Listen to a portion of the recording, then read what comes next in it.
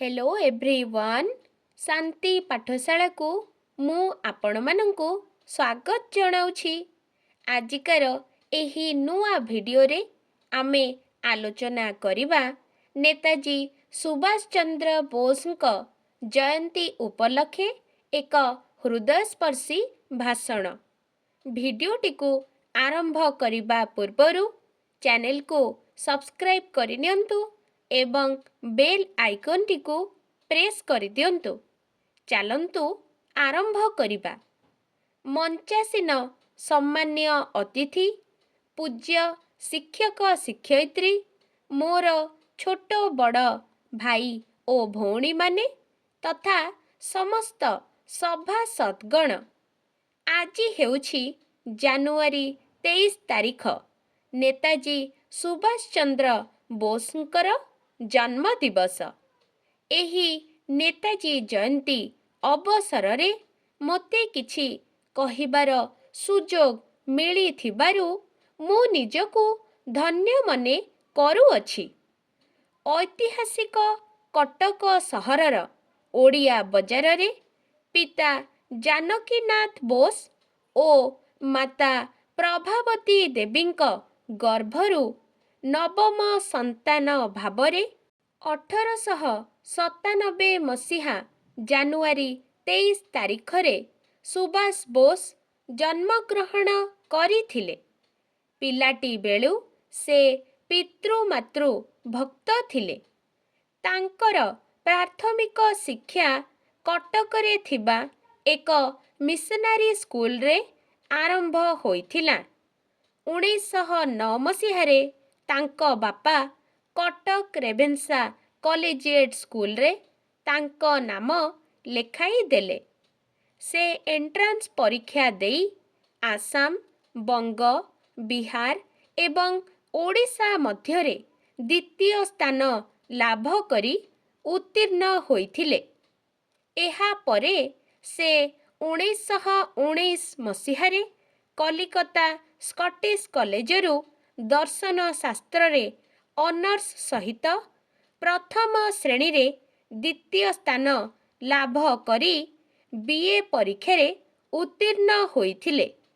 ସେ ଆଇସିଏସ୍ ପଢ଼ିବା ପାଇଁ ବିଲାତ ଯାଇଥିଲେ।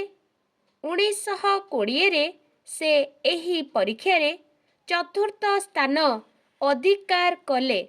ଏଥିପାଇଁ ତାଙ୍କୁ ଭାରତରେ ଉଚ୍ଚ ସରକାରୀ ଚାକିରି ମିଳିବା କଥା, କିନ୍ତୁ ଦେଶପ୍ରେମୀ ସ୍ୱାଧୀନଚେତା Subhash Bose Indian civil service ଭଳି ଲୋଭନୀୟ ଚାକିରିକୁ ତ୍ୟାଗ କରି ସ୍ୱଦେଶ ପ୍ରତ୍ୟାଗମନ କଲେ। ସେ ହେଉଛନ୍ତି ପ୍ରଥମ ଓଡ଼ିଆ ଯିଏ ଏଭଳି ପଦବୀକୁ ପ୍ରତ୍ୟାଖ୍ୟାନ କରିଥିଲେ। 1938 ମସିହାରେ ସେ ହରିପୁର ଠାରେ ଭାରତୀୟ ଜାତୀୟ କଂଗ୍ରେସର ସଭାପତି ହେଲେ। ଦ୍ୱିତୀୟ ଥର 1939 ମସିହାରେ ଜାତୀୟ କଂଗ୍ରେସର ପୁନର୍ବାର ସଭାପତି ରୂପରେ ନିର୍ବାଚିତ ହୋଇଥିଲେ ମଧ୍ୟ ସେ ଏହି ପଦରୁ ଇସ୍ତଫା ଦେଇଥିଲେ। ଦ୍ୱିତୀୟ ବିଶ୍ୱଯୁଦ୍ଧ ଚାଲିଥିବା ସମୟରେ 1941 ମସିହା ଜାନୁଆରୀ 16 ତାରିଖ ନିଶାର୍ଦ୍ଧରେ ସୁଭାଷ ବୋଷ ଛଦ୍ମବେଶ ଧାରଣ କରି ଭାରତରୁ ଆଫଗାନିସ୍ତାନ ଚାଲିଗଲେ। ସେଠାରେ କାବୁଲ ଦୂତାବାସର ସାହାଯ୍ୟ ନେଇ ସେ ଜର୍ମାନୀ ଗଲେ। ଜର୍ମାନୀର ଶାସକ ହିଟଲରଙ୍କ ସାହାଯ୍ୟ ନେଇ ସେ ଜାପାନ ଗଲେ।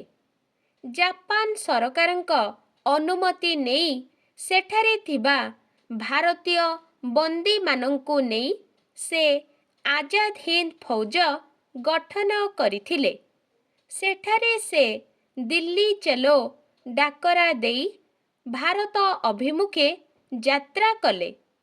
ଏହି ସମୟରେ ଜର୍ମାନୀ ଇଂରେଜମାନଙ୍କ ଦ୍ୱାରା ପରାସ୍ତ ହେବାରୁ ଜାପାନ ହତାଶ ହୋଇ ସୁଭାଷଙ୍କୁ ସାହାଯ୍ୟ ଦେବା ପାଇଁ ଅସମର୍ଥ ହେଲା। ଫଳରେ ଆଜାଦ ହିନ୍ଦ ଫୌଜ ଇମ୍ଫାଲ ଛାଡ଼ି ଫେରି ଆସିଲେ।